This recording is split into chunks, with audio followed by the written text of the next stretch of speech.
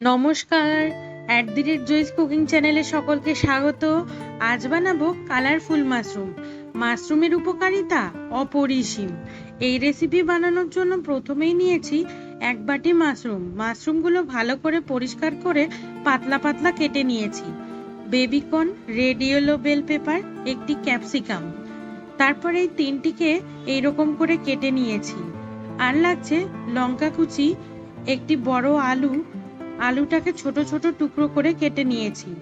পেঁয়াজ কুচি, রসুন কুচি, আদা কুচি, টমেটো কুচি, ধনেপাতা, লবণ, হলুদ, কাশ্মীরি লঙ্কার গুঁড়ো, এটা আমি সামান্য জল দিয়ে গুলে রেখেছি।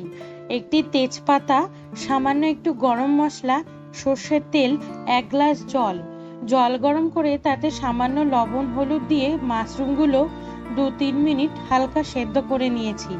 তারপর কড়াইয়ে সর্ষের তেল গরম করে তাতে পেঁয়াজ কুচি, রসুন কুচি দিয়ে 1 মিনিট ভেজে নিয়েছি। আলু ও বেবিকর্ন দিয়ে লবণ, আদা কুচি ও লঙ্কা কুচি দিয়ে দিয়েছি। একটু উল্টে পাল্টে বেল পেপার, ক্যাপসিকাম ও টমেটো দিয়েছি। কিছুটা ভাজা হয়ে আসলে সেদ্ধ করে রাখা মাশরুম দিয়ে দিয়েছি। তারপর 1 টিস্পুন জিরে গুঁড়ো, ধনে গুঁড়ো ও হলুদ দিয়ে ভাজার পর কাশ্মীরি লঙ্কার গুঁড়ো দিয়ে দিয়েছি। কাশ্মীরি লঙ্কার গুঁড়ো যেহেতু জল ছিল তাই আলাদা করে আর জল দিইনি। আবারও কড়াইয়ে 1.5 টেবিল স্পুন তেল গরম করে তাতে তেজপাতা ও গরম মশলা ফোড়ন দিয়েছি। তারপর কষিয়ে রাখা তরকারি দিয়ে 2-3 মিনিট রান্না করার পর ধনেপাতা ছড়িয়ে নামিয়ে নিয়েছি।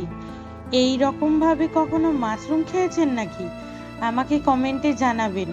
ভিডিওটি ভালো লাগলে লাইক করবেন, শেয়ার করবেন এবং আমার চ্যানেলটি সাবস্ক্রাইব করবেন। ধন্যবাদ।